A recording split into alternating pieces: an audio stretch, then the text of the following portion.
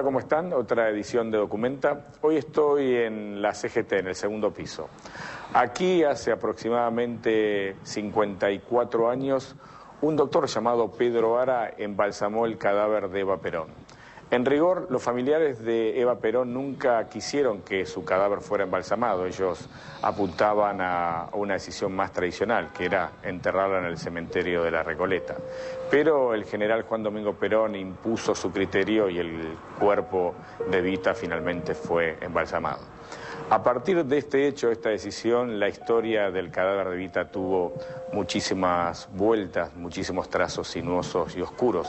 Vos pensá que luego del golpe militar en 1955, el ejército, primero con Lonardi y luego con Aramburu, quería enterrarlo para de esa manera terminar con el mito.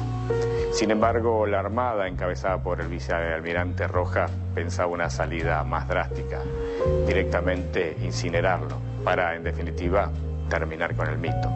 Pero luego de este cruce de decisiones entre ambas fuerzas que en definitiva habían realizado la Revolución Libertadora, se llegó a un final aún más extraño y oscuro: sacarlo de la Argentina. Entonces, a continuación vas a ver un documental exclusivo que se llama Evita, muerte, profanación y mito. Vamos a verlo. Eva Perón, Evita, fue la mujer más amada de la Argentina. Vivió de manera plena, luchando por sus descamisados. Pero Eva Perón, esa, también fue la mujer más odiada. Y ese odio, una vez muerta, se tradujo en el siniestro peregrinaje de su cuerpo durante casi 20 años.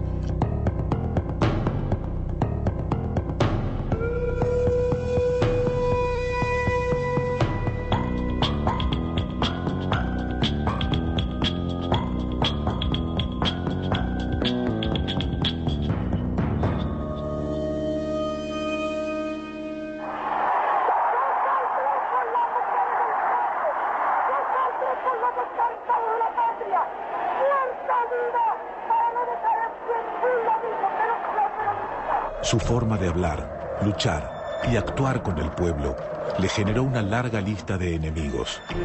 Los militares, que veían en ella un elemento subversivo y de fuerte llegada a las clases más bajas. La oligarquía, a la que Evita acusaba de entregar el patrimonio nacional. Los otros partidos políticos que no lograban obtener el favor, como ella, de las mayorías. Paradójicamente, el más honesto y frontal de todos ellos fue el cáncer. Luego de un año de declarada la enfermedad, Eva Perón murió el 26 de julio de 1952.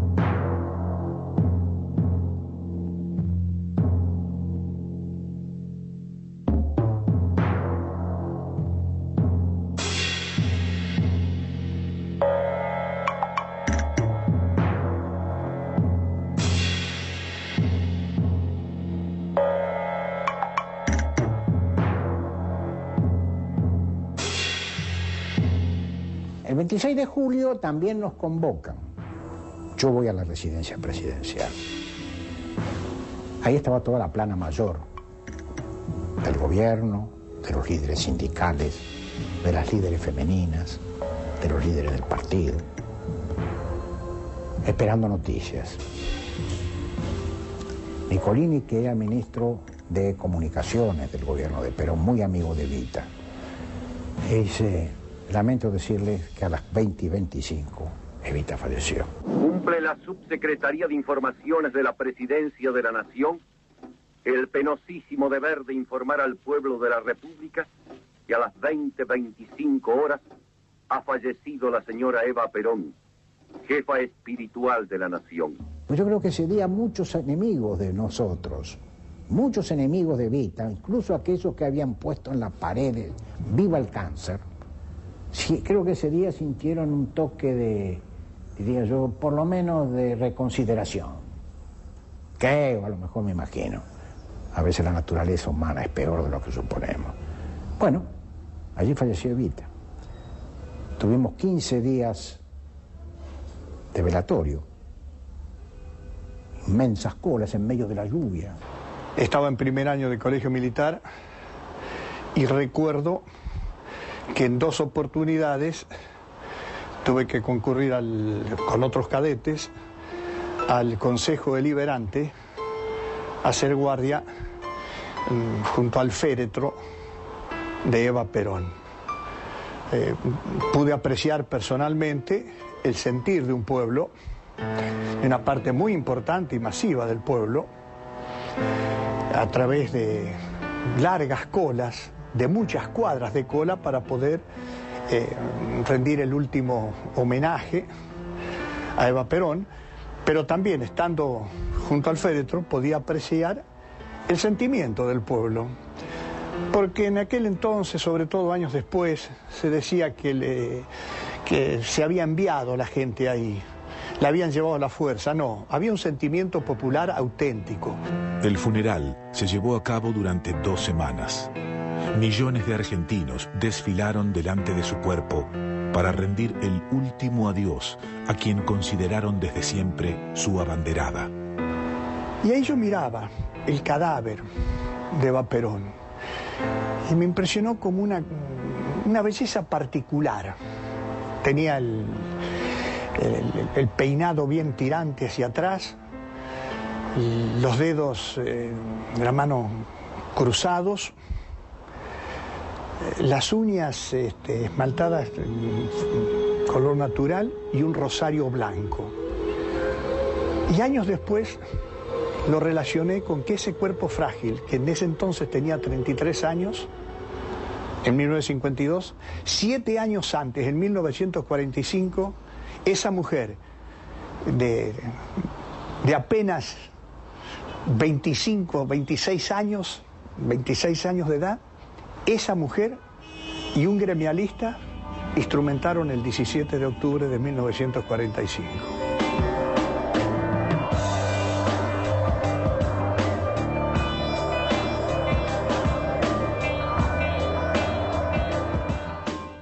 María Eva Duarte nació en Los Toldos en 1919, hija natural de Juana Ibarguren y Juan Duarte. Huyó de la pobreza viajando a Buenos Aires, donde desarrolló su carrera de actriz. En 1944, ayudando a las víctimas de un terremoto en San Juan, conoció al coronel Juan Perón. Para ella, nada volvería a ser igual. Y lo demostró el 17 de octubre de 1945, cuando las masas salieron a la calle a pedir por la libertad de su líder, Perón, de quien los militares recelaban por su predicamento entre los trabajadores. A Perón lo llevan preso a la isla Martín García, no se va por motus propio, y a Perón lo llevan preso porque, bueno, indudablemente veían los militares de la época que él comenzaba a hacer sombra y que estaba representando otros intereses distintos a los de los militares del momento. La manifestación fue totalmente pacífica, no se rompió una vidriera, no se asaltó ningún negocio, no se asaltó a nadie. La gente lo que tenía un profundo sentido de alegría. Por eso bien decimos los peronistas que la fiesta nuestra tienen sabor a fiesta y talante de romería, porque fue más que nada una fiesta popular, ¿no? Y la idea de que por primera vez el pueblo, orgánica, espontáneamente, lograba un objetivo popular de esta magnitud. Evita en aquel momento, yo no creo mucho en ninguna de las dos posturas extremas, ni ella como artífice de la movilización del 17 de octubre, que es una de las facetas que se cuentan, ni ella tomando el té en la casa con las amigas jugando a la canasta, ¿no? En aquel momento hubo una movilización por parte de ella muy fuerte para contactar a todas las personas vinculadas a Perón, Mercante, Velasco, los gremios, los dirigentes, digamos, que estaban vinculados, para que se empezara a armar la cadena y la red que pudiera ayudar a liberarlo. 5 días después, Eva y Perón se casaron en el registro civil de Junín. La idea de la pareja era celebrar el oficio religioso el 24 de octubre, pero la cantidad de fotógrafos, periodistas y seguidores impiden la boda. Recién podrán llevarla a cabo el 10 de diciembre en un secreto casi total en la iglesia San Francisco de La Plata. Perón tuvo que pedir, como todos los militares, veña de enlace para casarse. Y esa venia era difícil porque en esa época no estaba bien visto que los militares se casaran con actrices, sí, con maestras, sí, con señoritas de su casa, ¿no?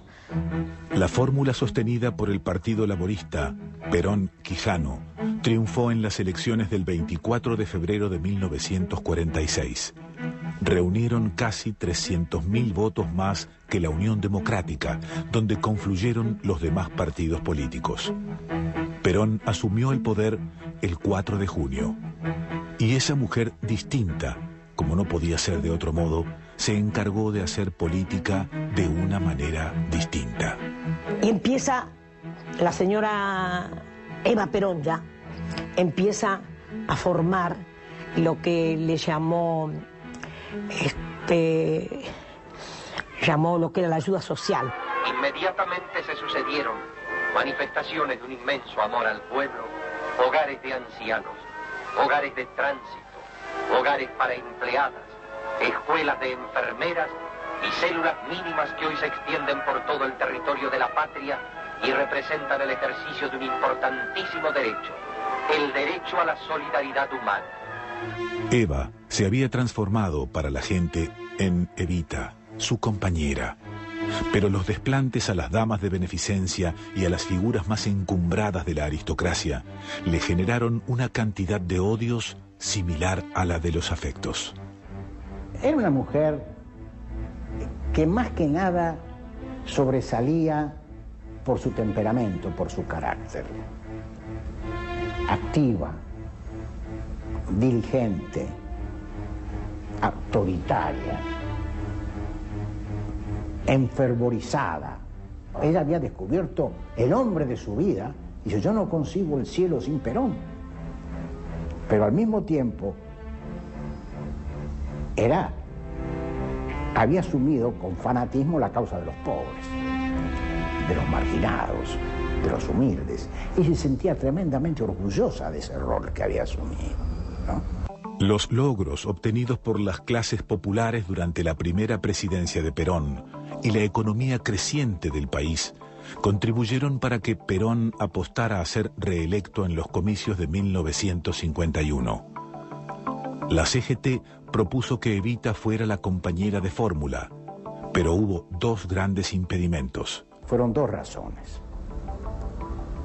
Una, que Perón sabía que Evita se moría y que no quería dejarle al país el enorme problema de elegir un sucesor en caso de elegir un vicepresidente. Y la segunda, ciertamente, los militares se oponían. Y Evita renunció a la candidatura. Compañeros, quiero comunicar al pueblo argentino mi decisión irrevocable y decisiva de renunciar al honor con que los trabajadores del pueblo de mi patria quisieron honrarme en el histórico cabildo abierto el 22 de agosto. No votar por Perón es traicionar al país. El pueblo argentino debe elegir la justicia y la libertad de Perón o la oposición del imperialismo y la entrega de los vendepatrias. La fórmula Perón-Quijano triunfó el 11 de noviembre de 1951 con el 60% de los votos. Eva, como todas las mujeres argentinas, votó por primera vez gracias a la ley de 1947 que otorgó el sufragio femenino. Ella lo hizo desde una cama en el hospital. Su cuerpo ya no resistía. Y cuando llegaba el general, que estábamos todas las mujeres ahí, todas no es que disparábamos, porque el gran respeto a Perón era otra cosa también. Nos quedamos unicónicas. Cuando agarraba alguna le decía, ¿para qué vienen? En general, porque nos llama. ¿Cómo no vamos a venir si nos llama? Entonces la mira y le dice a él, mira cómo estás, te queda solo nariz, ¿qué querés, morirte? Y ella le contesta, ¿qué querés, que se muera el partido? Tras la muerte de Evita, Perón se entrevistó con un reconocido profesor español experto en embalsamamiento, el doctor Pedro Ara, a quien contrató para realizar las tareas de acondicionar el cadáver de Evita. Y a mi familia no estaba de acuerdo con que la embalsamaran. El embalsamamiento del cuerpo de Eva fue una decisión de Perón, del general Perón. Y bueno, y fue una decisión que se acató.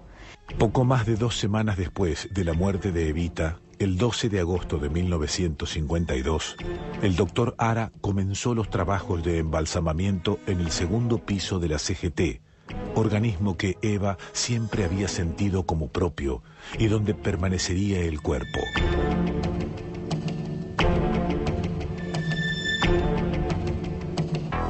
En el país, mientras tanto, el régimen peronista perdía fuerza y la oposición comenzó a planificar su caída.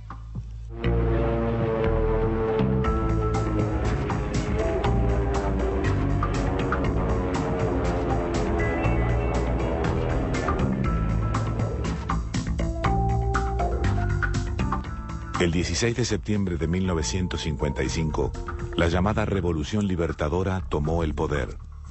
El general Eduardo Lonardi asumió como presidente. En el reparto de organismos públicos que hicieron las Fuerzas Armadas, la CGT, donde estaba el cuerpo de Eva, quedó en manos de la Marina.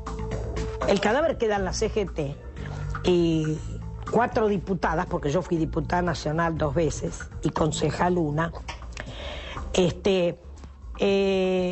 yo digo, ¿qué les parece si vamos a la CGT y a ver si podemos robar el cadáver? Pero cuando íbamos hablando decíamos, ¿y dónde lo ponemos? ¿Qué hacemos con el cadáver? ¿Dónde lo ponemos?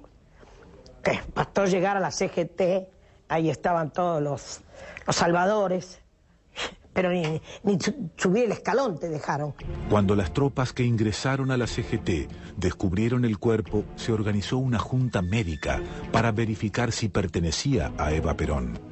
Le cortaron un dedo para tomar huellas dactilares y un pedazo de oreja para analizar tejidos. El miedo entre los militares comenzó a crecer.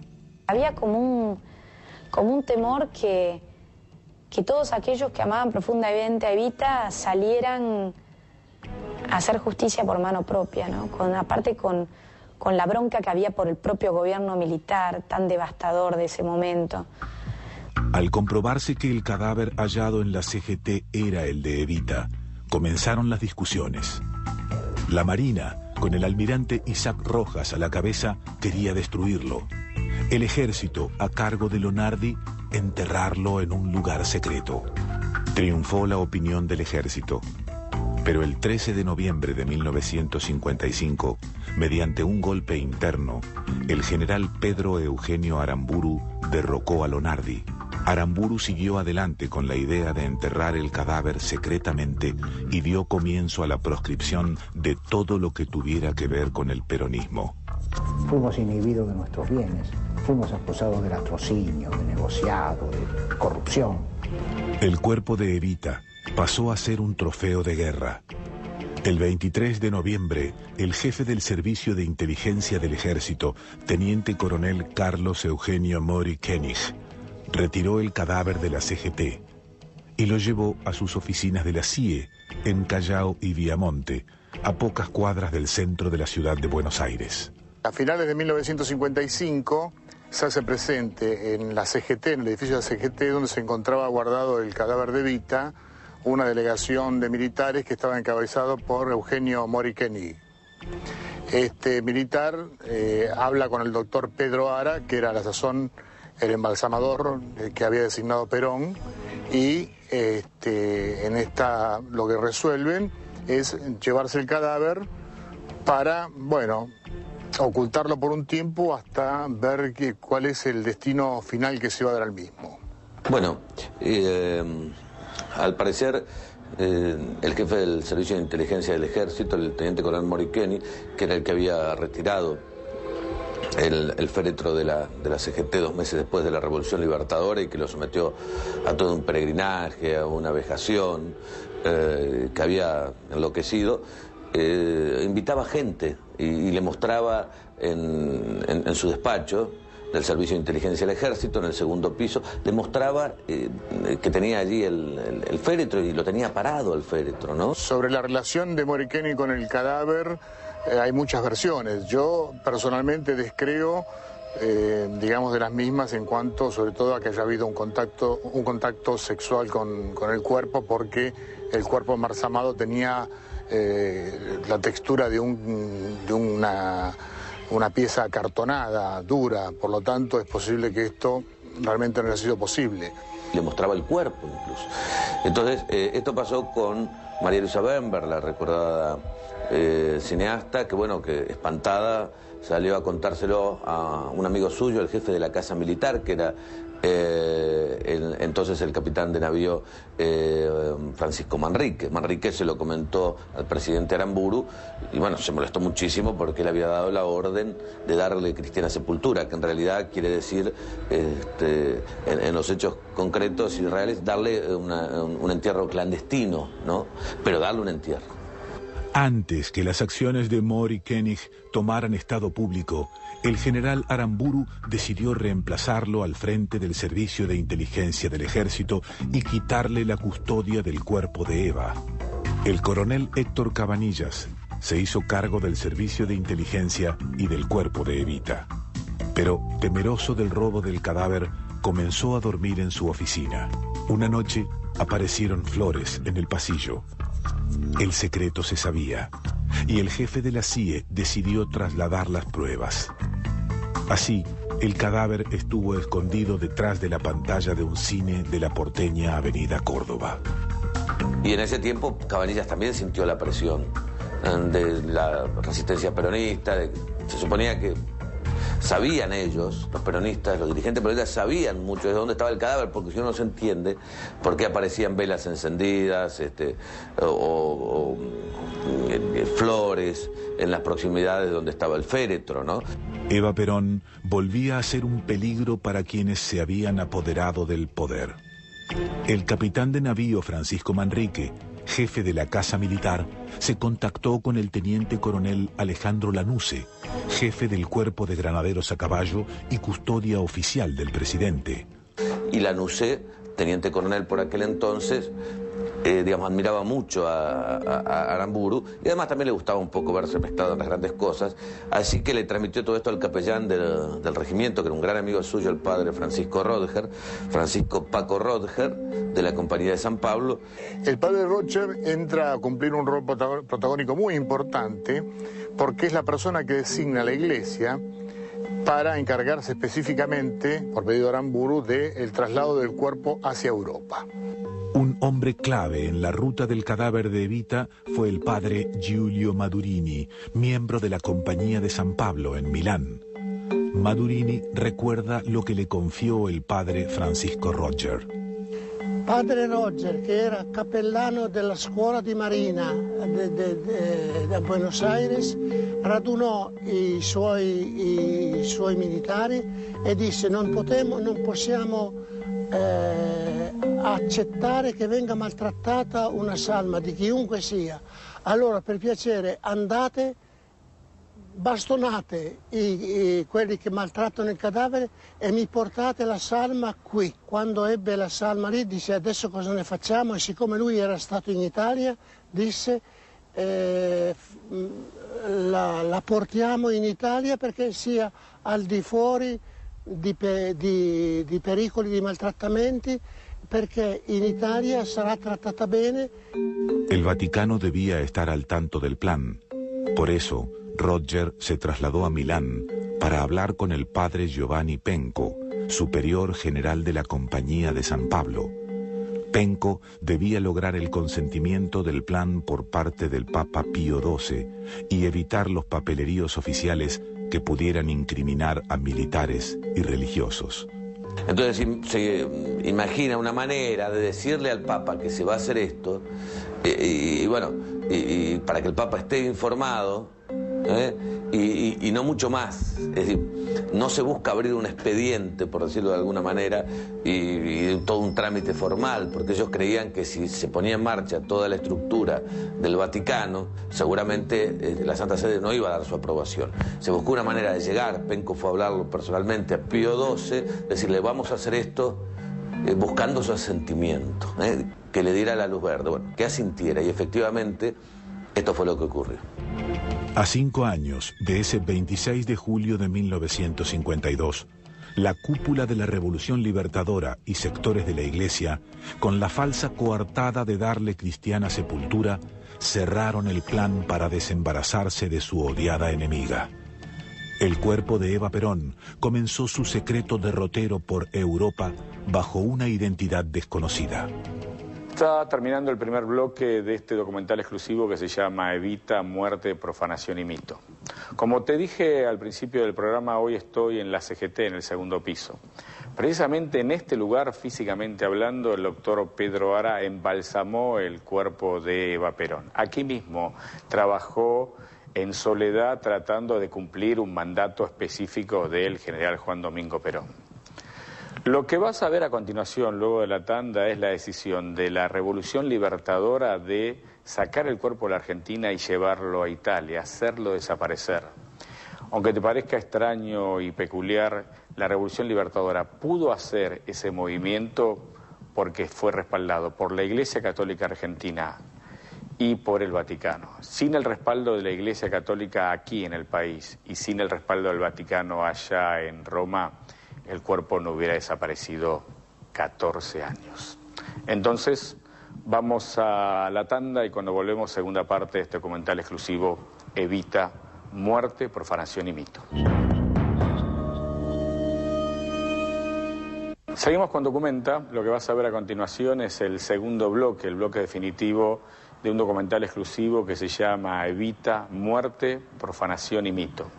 Lo que vas a ver a continuación es la historia de cómo una dictadura militar, la Revolución Libertadora, traslada en 1957 a Milán, con el apoyo de la Iglesia Católica en la Argentina y del Vaticano allá en Italia, el cuerpo embalsamado de Evita.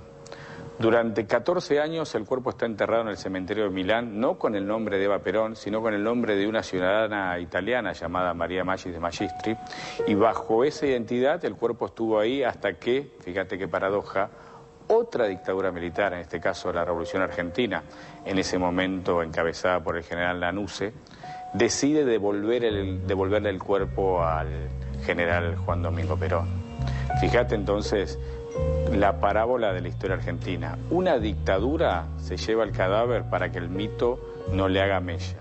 Y otra dictadura le entrega el cuerpo al general Perón para que el mito no termine de hacerla caer, en este caso la dictadura del general Lanusse. Lo que vas a ver entonces a continuación es la segunda parte de este documental exclusivo con dos entrevistas verdaderamente claves. Una entrevista hecha en Milán hace ya un par de años a un representante de la Iglesia, el padre Madurini, quien tuvo a su cargo el control, el cuidado de la tumba. Y también un reportaje al entonces embajador de la dictadura militar en España, se llama Rojas Silveira, quien recuerda los momentos en que él encabezó una delegación y le entregó el cadáver embalsamado de Evita al general Perón tras 14 años de misterio. Entonces, a continuación, segundo bloque de este documental exclusivo Evita, Muerte, Profanación y Mito.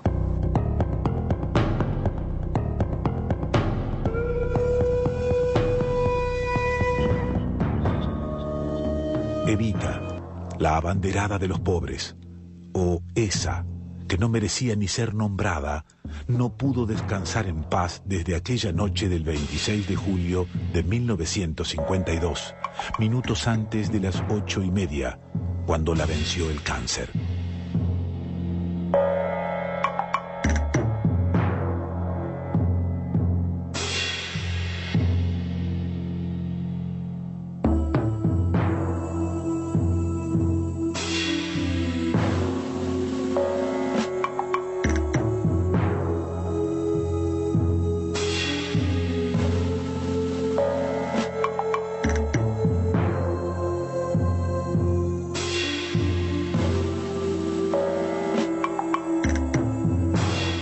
flores y velas de sus fieles que rastreaban los lugares donde la escondían.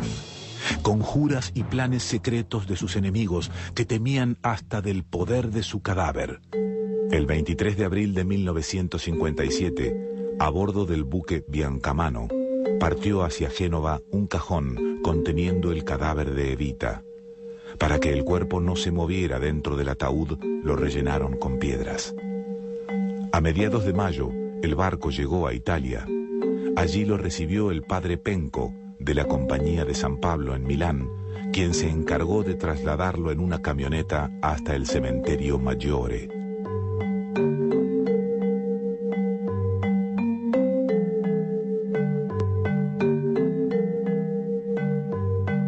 Il nome con cui era stata portata qui era stato il nome di Maria Magda de Magistris, nata ad Almine in provincia di Bergamo. Questo era il nome sotto cui era qui sepolta Eva Perón. Según la documentación, María Maggi de Magistris había muerto el 29 de febrero de 1951 en un accidente automovilístico. Fue enterrada en la fosa 41 del campo 86. Pocas personas conocían la verdad. La Giuseppina Airoldi apparteneva alla sezione femminile della Compagnia di San Paolo. Giuseppina Airoldi, da padre Penco, era mandata molto spesso a visitare la tomba in cui era sepolta la Eva Perón, perché la vedesse e le portasse ogni tanto dei fiori. Actualmente, Giuseppina Airoldi, laica de la Compañía San Pablo, está enterrada en el mismo cementerio donde estuvo alojado el cadáver de Eva Perón bajo el nombre de María Maggi de Magistris. Muchas cosas cambiaron durante los años siguientes. En 1958 murió el Papa Pío XII. Lo sucedió Juan XXIII. En la Argentina, mientras tanto, se sucedían los gobiernos con escaso apoyo popular y los golpes de Estado militares que los derrocaban. Juana Ibarguren, la madre de Evita, continuó tratando de averiguar dónde estaba el cadáver de su hija. Con Pío XII, digamos, se corta la cuestión informativa. A tal punto que la madre de Evita, en su búsqueda frenética del cuerpo de su hija, inicia gestiones directamente ante la Santa Sede y ante el propio sucesor de Pío XII, que era Juan XXIII. Y bueno, y el Papa Juan XXIII se compromete a ver si puede hacer algo, pero, digamos, la Santa Sede dice que desconocer el paradero de este cuerpo, ¿no? Juana, durante 17 años, reclama el cadáver de Evita a todos los presidentes de facto y constitucionales que tuvo Argentina por cartas y reclama al Vaticano insistentemente que le ayuden a encontrar el cuerpo de su hija. Sin suerte, porque todos decían que ya iba a aparecer, que estaba en tal y cual lugar, se daban pistas falsas. Juana Ibarguren moriría sin saber dónde estaba enterrado en realidad el cuerpo de su hija. El 23 de marzo de 1971 asumió el gobierno de facto en la Argentina aquel teniente coronel que había planeado el traslado del cuerpo de Eva a Italia. Ahora era general, Alejandro Agustín Lanusse. Cuando, además de todo lo que señalábamos, de toda esta presión por la devolución del cuerpo, Lanusse también cree que empieza a coquetear con el peronismo, él empieza a hablar de la necesidad de un descongelamiento, un deshielo de las relaciones con el peronismo, pero el peronismo estaba proscripto, Perón asilado en Madrid, bueno. Y entonces lanza el GAN, el Gran Acuerdo Nacional. Algunos dicen que en realidad era todo un objetivo político personal de ser él el candidato de ese gran acuerdo, el candidato a presidente de ese gran acuerdo. Lanusse nombró como embajador en España, donde estaba exiliado Juan Perón, al brigadier Jorge Rojas Silveira, un profundo antiperonista que, paradójicamente, debería llevar a cabo las tareas de deshielo en las relaciones. Le dije a Lanuse, tenemos que devolverle a Perón todas las cosas que le da el marco para quejarse. El cadáver, la plata, los juicios. Entonces un día llega el coronel Cabanillas a la embajada y me dice, Jorge, mira, y me dio una carta de Lanuse que había que devolverle el cadáver. Para la operación de recuperación y devolución del cadáver de Evita a Perón, viajaron a Italia 2 militares argentinos, quienes se encontraron con el padre Giulio Madurini. Bueno, viajan entonces para allá, para Milán, para iniciar este operativo de devolución. Cabanillas y el suboficial Sorolla, che también aveva llevato il cuerpo nel 57.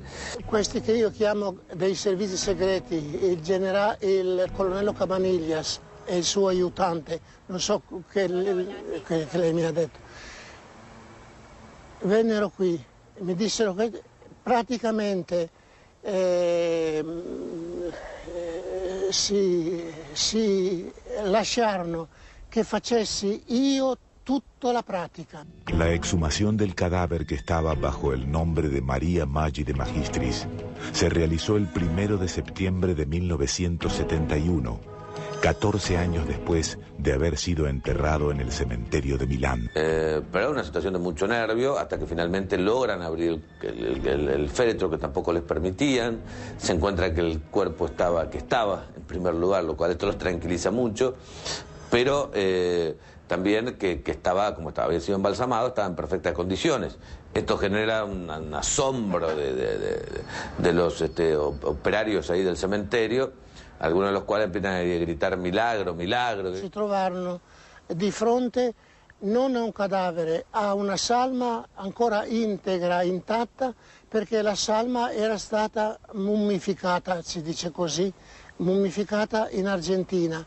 E questi uomini mi guardavano in faccia e dicevano, erano spaventati di fronte a questo, e io li tranquillizzai dicendo loro che questo era una cosa che era avvenuta e non dovevano avere nessun timore, perché quello era veramente una salma di una persona morta tranquillamente, e che loro non dovevano avere nessuna paura a trattarla. La ruta del cuerpo de Eva debía unir Milán con Madrid.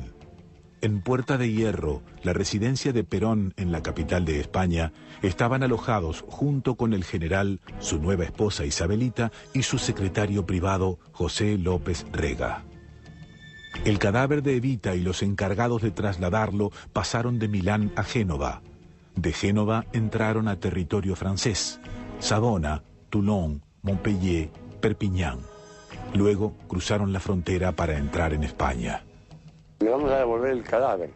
Ahora usted esta semana no salga de acá para nada, porque se lo voy a devolver, no le puedo decir cuándo, porque usted imagínese que el cadáver de la señora vale mucho, se lo puede robar cualquier tipo para después pedir plata, se lo puede robar un peronista para después quedar bien con usted, o me lo puedo robar yo. Y así digo que quédese, y digo, bueno, quédese.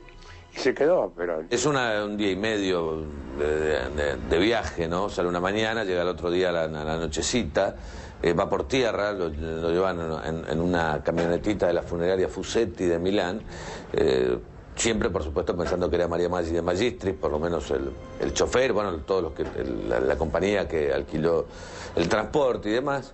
Io andai a Madrid in avión. In auto c'era soltanto,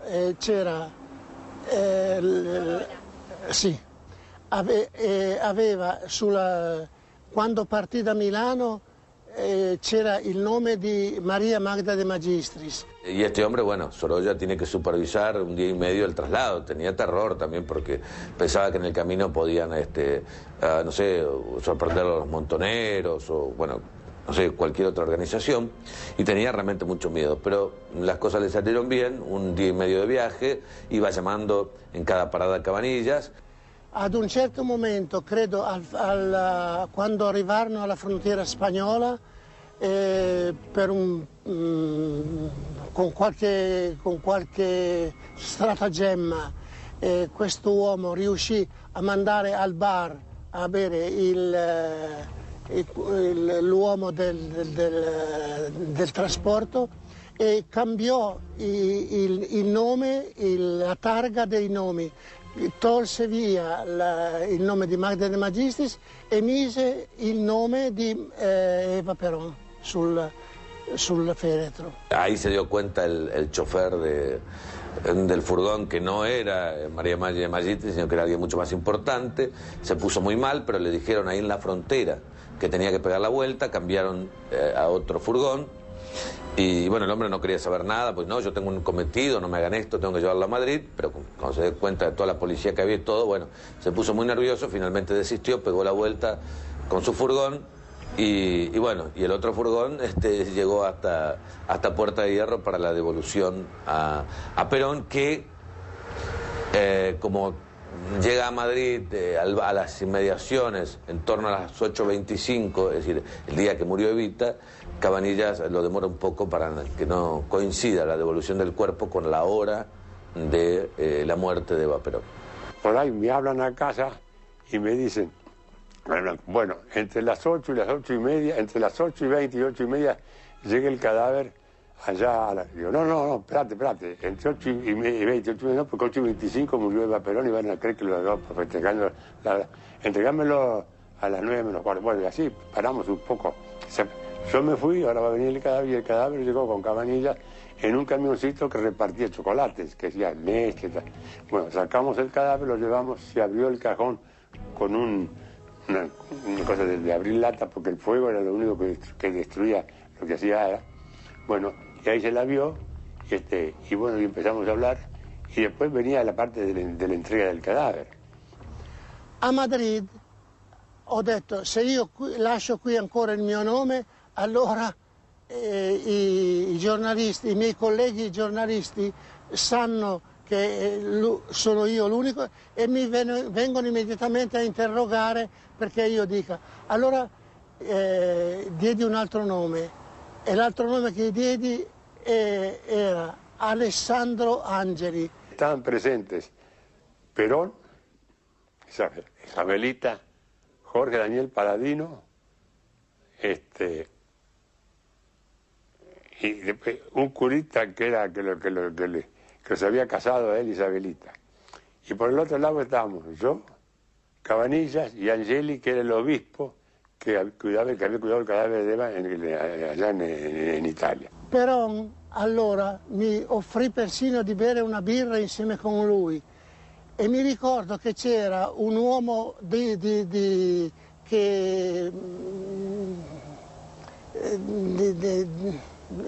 italiano che diceva Perón non riconoscere la salma e Perón ad un certo punto dice no, è proprio lei. El hombre italiano que menciona Badurini era José López Rega. Yo cuando entregué el cadáver de Eva,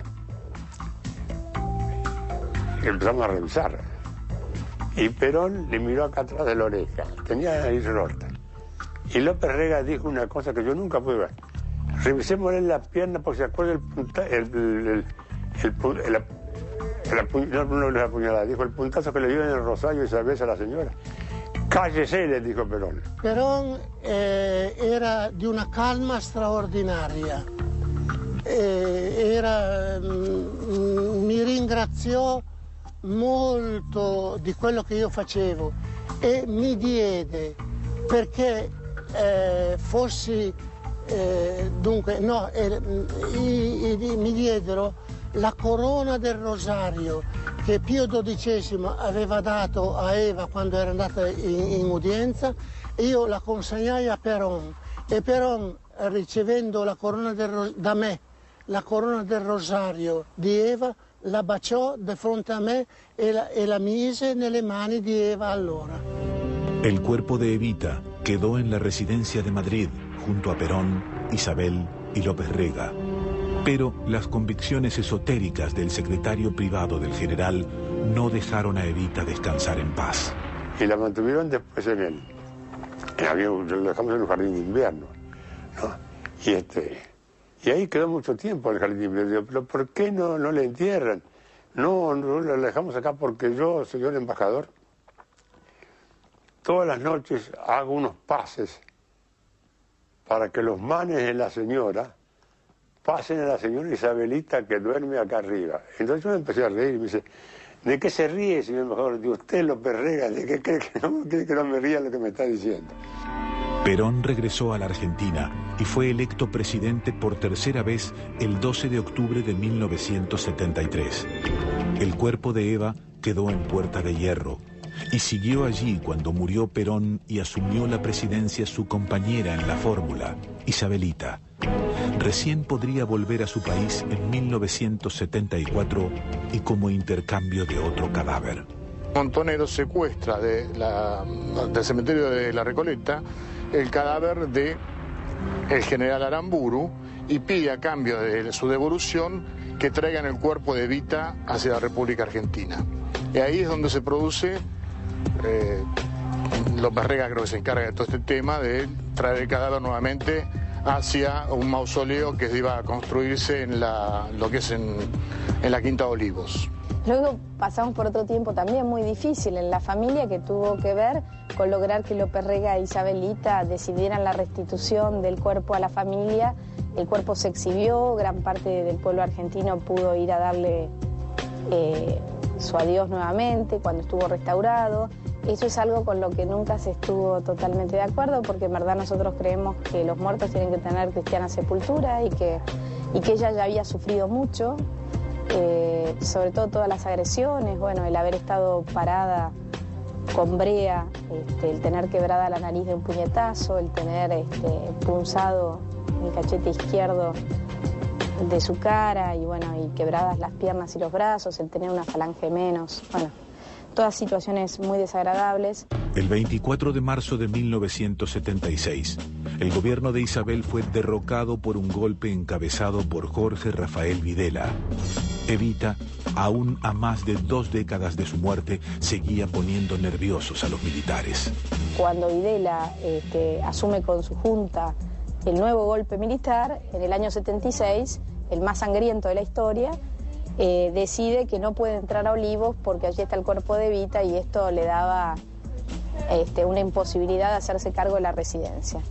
Entonces, ante nuevo reclamo de mi familia de que por favor la pudiéramos enterrar, en una operación casi al cierre del cementerio a las 6 de la tarde y con un acondicionamiento especial de la bóveda, porque tenía mucho temor de que Evita fuera raptada otra vez como bandera, en este caso por los que estaban en contra del golpe militar. Tenía mucho miedo de entregarla, salvo que se hicieran estas cuestiones de seguridad que se hicieron.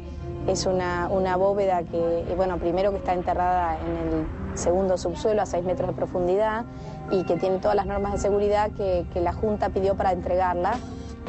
En la extraña y permanente paradoja que es la historia argentina, mientras Juan Perón descansa en la Chacarita, el cementerio de los pobres, Eva Duarte lo hace en la Recoleta, el de los ricos. Pero el pueblo sortea a diario la enorme cantidad de apellidos que ella más de una vez acusó de vendepatrias.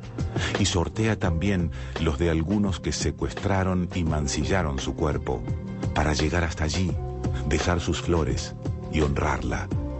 A esa mujer que llaman simplemente Evita.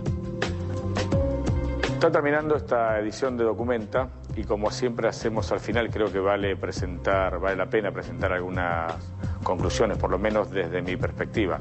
La primera es esencial, ¿no? Y que quizás te parece como una suerte de cliché o reiteración, pero uno debería decirlo de nuevo. ¿Cuánto miedo le tenían las Fuerzas Armadas a Evita? A Evita su cadáver, a Evita su mito, a Evita su presencia constante entre las clases más populares, empujando una reivindicación que los propios militares nunca se atrevieron a hacer por una típica cuestión ideológica, esto es defender el salario, incluir a los que están excluidos, dar vivienda digna, mejorar sus condiciones sociales. En definitiva, eso es lo que fundamentalmente representaba Evita y el simple hecho de menear su figura, tenerla presente a los militares le provocaba un escozor, yo te diría, si se permite la expresión, un escozor de clase. Primera conclusión. La segunda, el tema de la necrofilia, ¿no? Hasta qué punto embalsamar un cuerpo, convertirlo en estandarte, cuando en rigor la familia lo que quería era que el cadáver de Evita descanse en paz.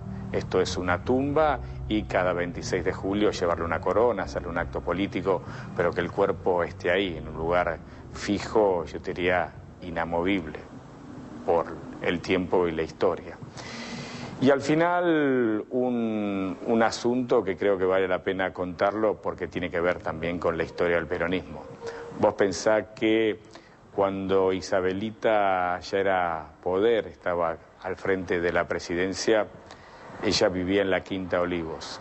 Y vivía en la Quinta Olivos con el cadáver de Evita, con el cadáver del general Juan Domingo Perón y con el brujo López Rega. Seguramente cuando vos escuches este final te estarás preguntando, Dios mío, ¿qué país? Sí, el país en el que todos vivimos y en el que seguramente en algún momento Isabelita también se merecerá una historia de este ciclo que se llama Documenta.